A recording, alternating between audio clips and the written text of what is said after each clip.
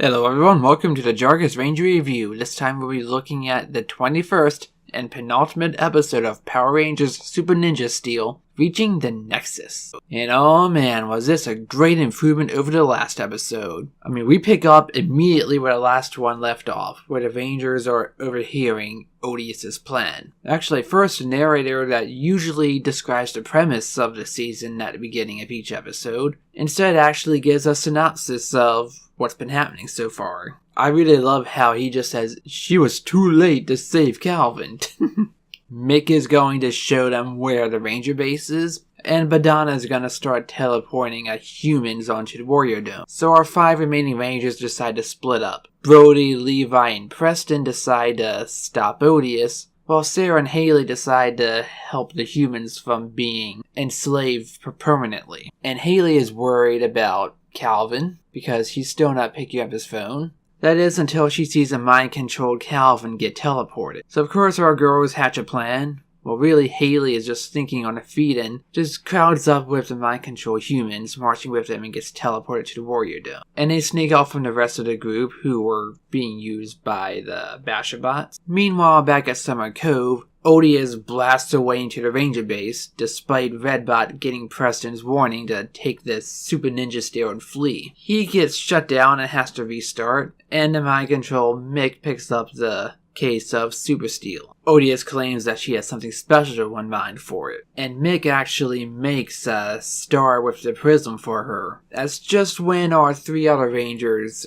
over here and the communicator goes off. At which point, Odious decides just to flee the scene with the Nexus prism. And Redbot reactivates himself and he explains he knows the secret of the signal, that it's being broadcast by a satellite and the humans will go back to normal as soon as it's destroyed. And he's able to communicate this to Sarah and Haley, who are now on the Warrior Dome. He also warns them that they cannot morph on his ship because they have sensors that will detect it. Moving on, our pink and white Rangers decide to infiltrate the area further, and they find a door that's being guarded by several Basherbots. Since they can't morph, Sarah decides to be a diversion and attack them herself. And we get a really good unmorphed fight sequence of her fighting them. It is really good. And Haley goes on ahead. Unfortunately, one of the bots does hit an alarm and it calls the guards that were watching Victor and Monty do their clown act, who at this point are now being forced to juggle balls, which are also said to be extremely explosive, and even destroys one of the robots on stage.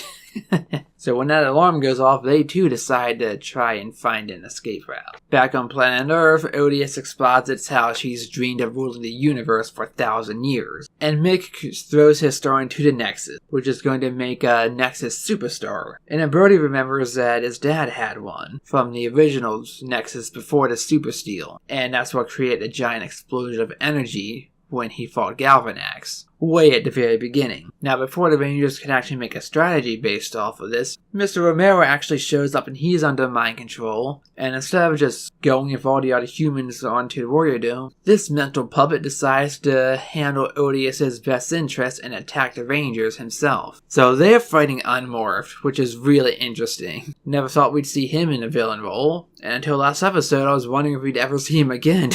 And now back on the dome, Calvin, still under mind control, stops Haley from deactivating one of the satellites. So when she's about to fall off the edge, she just pulls out her blaster and uses it to just blow up the thing. Redbot said there were multiple satellites, but we only see this one, because as soon as she destroys it, everyone under control goes back to normal, including Calvin, including Levi and Brody's father, and Mick, even though his control came from an entirely separate device that was used directly on him. Don't know how that works, but at least he's back to normal. Now, before they can reunite as allies in battle, they first make up as boyfriend and girlfriend. They both admit that they were wrong, that Haley admires Calvin's honesty, which is one of the best traits that she admires him. And Calvin says that he'll try to say things a little more nicely when he knows it could hurt her feelings. Yeah, you've got to have more tact, man, when talking to your woman, or she might think the wrong thing about what you tell her. So both of them get over it and go and help Sarah fight off the bots. Now, Sarah gets some unexpected help from a bunch of guys, mostly old men surprisingly, who toss them outside, so they can fall to their destruction. Even Victor and Monty join the fray, still in the clown costumes they were forced to wear. And our 3 present Rangers say that we need some sort of hero like the Power Rangers that can help get all these people to safety. And Victor and Monty, much like the late Bulk and Skull, immediately volunteer to take the charge and help these people get back home. Monty especially saying he can figure out how to use the aliens' technology to help everyone. So alright, these characters are doing good for themselves. They are struggling for their lives against an absurdly evil practice, and now they're taking up the role of defending the average person without even thinking about it. I had a feeling things were building up to a moment like this throughout this half of the season, but I thought it would have like a little more focus on it instead of being a few seconds long. But still, this is a great moment for the two. Calvin even says that he's back in action. Once all 6 Rangers are reunited, things are not going well, because Odious already has her superstar and is using its power combined with her magic hammer to fuse herself with the Nexus itself, granting her immense power, and during her absorption and transformation, the energy is so strong that it's going a bright light that blinds everyone, and a wind that's just keeping them at bay from getting closer. So things are not looking good. Even from their attacks, she just has a barrier in front during it that deflects everything. And once she's finished powering up, it really does look like she has some rainbow stuff to her. It's a neat transformation, I have to say. And from one blast, she just blows the Rangers away. They are completely defenseless. So Mr. Romero, along with Mick, decide to flee the scene and let the Rangers handle this, because they don't have the power to face her at all. Then Brody gets the idea that the power stars came when the prism was shattered, which means it's really its power in pieces, each of their stars. So they get the idea to recombine it to make a new Nexus, and Preston casts a spell to do that. But instead of making a new prism, instead its energy goes inside all of the Rangers, and each one of them possesses the power of all 6 power stars. So they go to fight Odious again, and their bodies are all shiny and glittery, and it is like purpley energy just glowing on the hands of their swords. Then much stronger and faster to the point where every move they do stuns her, and she really cannot keep up with their speed and their attack. Now, to finish her off, they put all their swords together to fight an ultimate Nexus blast, which in turn Odious tries to counter with her own. And they are running each other with these huge beams of energy, and it's causing explosions in the radius surrounding them. So it's almost like a Dragon Ball-like beam struggle, but Power Ranger style. But before it can reach a stalemate where their energies explode on each other, the Rangers take to the sky and then come back down with an aerial strike, with each one of them slashing at her, with Brody letting the finishing blow that destroys Odious once and for all. He has even called it Aerial Ninja Strike too. But what about the Warrior Dome? Well, Victor and Monty, after they help everyone that was captured, they are confronted by Cosmo and Badana, and then those two remember that they still have their explosive balls, which are basically like grenades, I would want to say.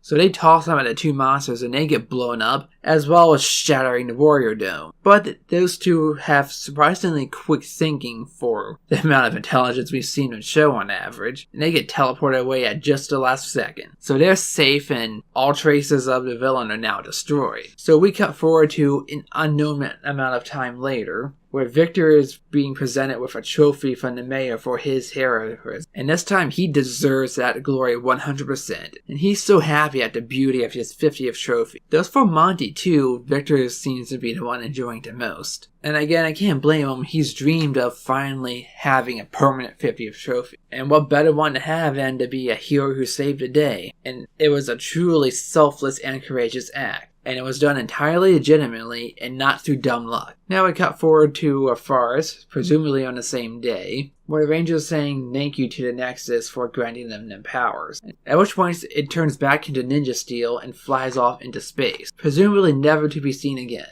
And Mick says that the legend of the prism continues. And at that point, everyone is saying their goodbyes to Mick and Redbot because they believe they're leaving the planet now that all their work is done and that the mission has been accomplished. However, Mick says at the last second he's going to stay. He loves it on Earth, and he set up a satellite communication that allows him to communicate with his parents whenever he needs to. And he's going to continue being a teacher. And he goes off by reminding them of everything they have to do. You know, of exams coming up and whatnot.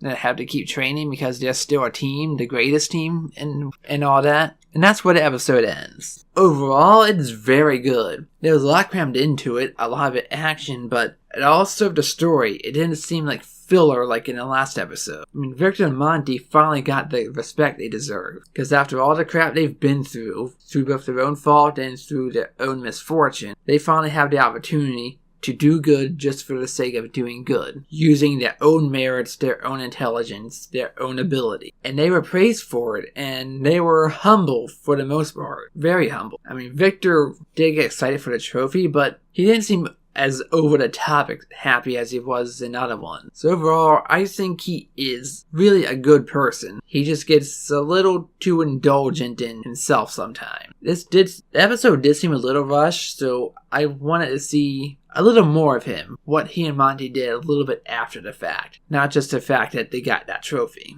As for Badana and Cosmo being taken out by the comic relief characters, that was amazing. I mean, but I didn't expect just a few little balls to be such explosive power that it could destroy the Warrior Dome. I mean, that's something that a regular monster would have to be caught in and cause that level of destruction. And this final battle didn't have any Megazord fights at all. But that's okay. I mean, this was mostly original fighting here. I mean, there's only one scene where the Rangers fought morphed, and that was against the final form of Odious. I have no idea if that came from the Sentai version or not, but the action here was really excellently done, largely because it was handcrafted specifically for a Power Ranger. I want to say they didn't really stick to a definite ending, and I know why. It's because it's not the last episode. The next one is. So we'll see what the final aftermath of all the actions we've seen so far is. But for this trilogy of these episodes with Odysseus mind control, this one alone makes it better than the rest, just because it's well paced, it's well written, and my only real complaint is just the scene with Mick at the end. I mean, they could have had him go to his home planet